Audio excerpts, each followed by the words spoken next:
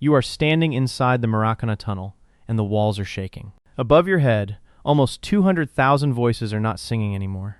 They are waiting. This is Rio de Janeiro on July 16th, 1950, and your country only needs a draw to become world champion. Can you feel how dangerous that sounds? Brazil has already built the party before the match has even begun. Newspapers have printed the celebration. Politicians have arrived. The new stadium, enormous and unfinished in spirit, feels less like a football ground and more like a national monument waiting for its first miracle. You are not walking into a game. You are walking into a coronation, and Uruguay is supposed to be the guest. That is the first reason this match still hurts. Brazil did not lose a normal final, because technically this was not even a normal final. The 1950 World Cup ended with a final group, not a single knockout match, and Brazil entered the last game ahead of Uruguay. Your team did not need to win. Your team only needed not to lose. That tiny difference changes everything. A team that needs victory plays one kind of football. A team that only needs safety plays another. A country that has already imagined the trophy plays something else entirely. It plays against the opponent, against the clock, and against the giant dream sitting on its own shoulders. Brian Glanville, in his long history of the World Cup, treats 1950 as one of the sport's great turning points because it showed how football can punish certainty. David Goldblatt, writing about football as a global cultural force, helps explain why this was never just 11 players against 11 players. And FIFA's own archive preserves the cold details that emotion tries to blur. Brazil scored first, Uruguay came back, and the Maracanã fell silent. But facts alone do not explain the silence. So step back. Before that final afternoon, Brazil looked irresistible. In the final round, your team had beaten Sweden 7-1 and Spain 6-1. Ademir was scoring. Zizinho was creating. Jair was gliding between defenders. The attack seemed too fast, too fluid, too bright for the old football world to understand. If you watched from the stands, you did not see a team trying to survive a tournament. You saw a future version of Brazil arriving early. Why would anyone fear Uruguay? Uruguay had history, yes. They had won the first World Cup in 1930.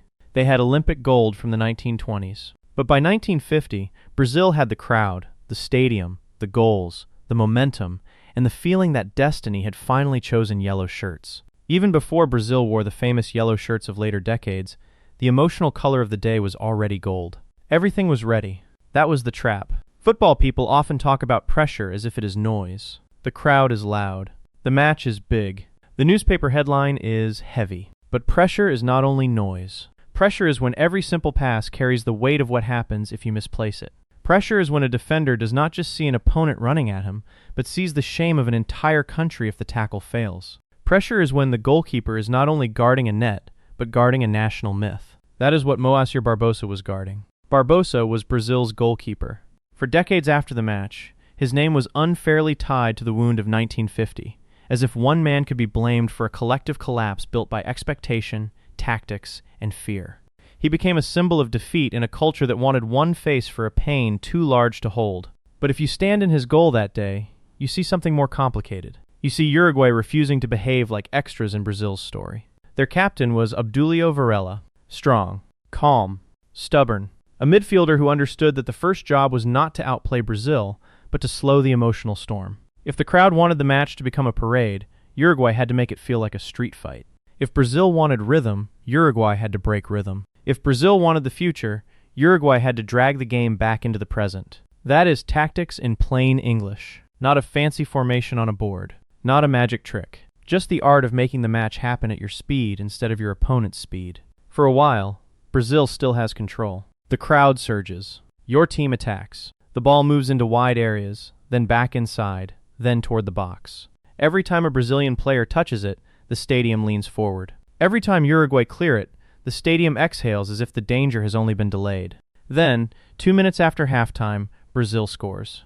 Friaça breaks through and finishes. The Maracanã erupts. You can almost feel the concrete breathing. The scoreboard says Brazil 1, Uruguay 0, and suddenly the dream seems safe again.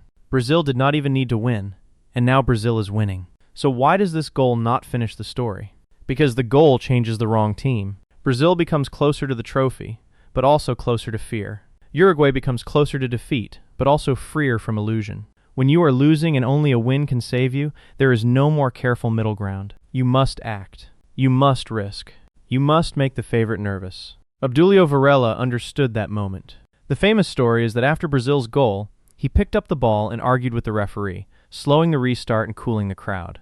Whether every detail has grown in legend or not, the tactical meaning is clear. Uruguay needed to interrupt Brazil's emotional wave. They needed to make thousands of celebrating voices sit back down inside their own throats. And then the match begins to tilt. In the 66th minute, Juan Alberto Schiaffino scores for Uruguay. Brazil won, Uruguay won. The result is still enough for Brazil. A draw still crowns your country. But emotionally, the match is no longer a celebration. It is a test.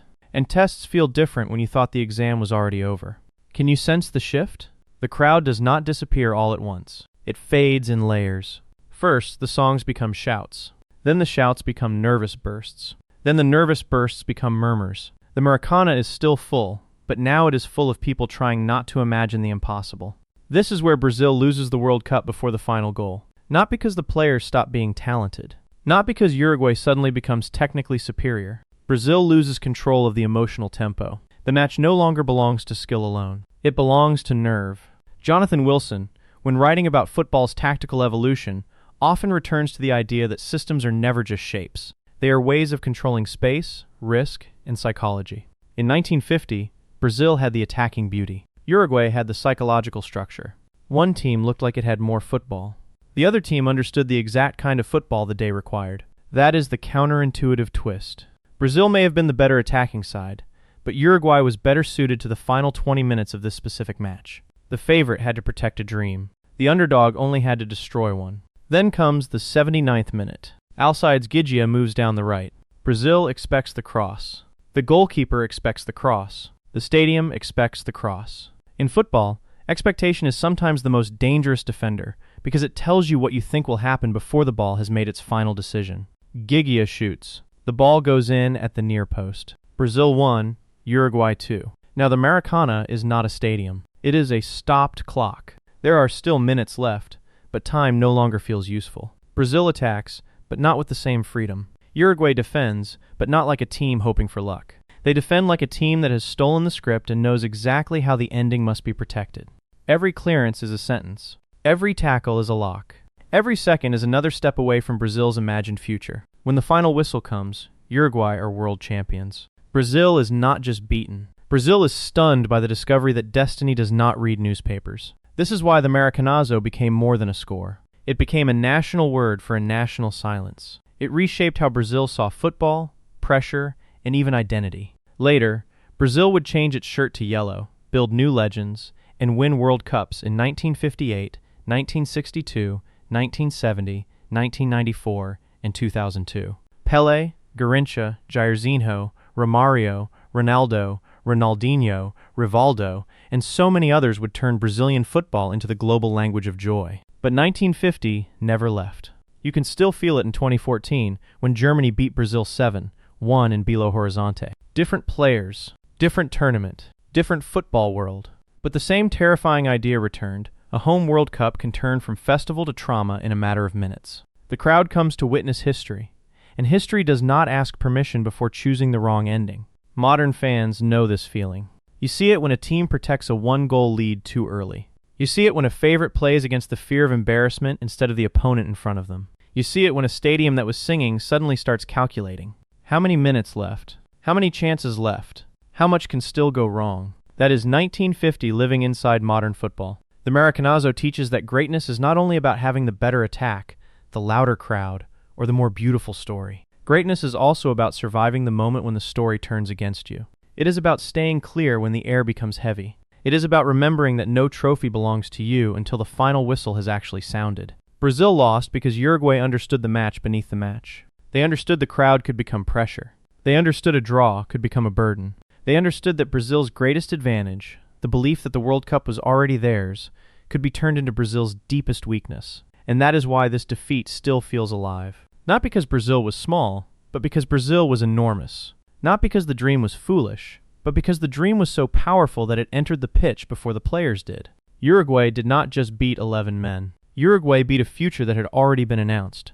So when you watch football today and see a favorite freeze, a stadium fall quiet, or a goalkeeper stand alone after one impossible mistake, you are not only watching the present. You are hearing an echo from Rio. You are back inside the Maracana tunnel, and the walls are shaking. Only now you understand that the sound above your head is not celebration. It is pressure.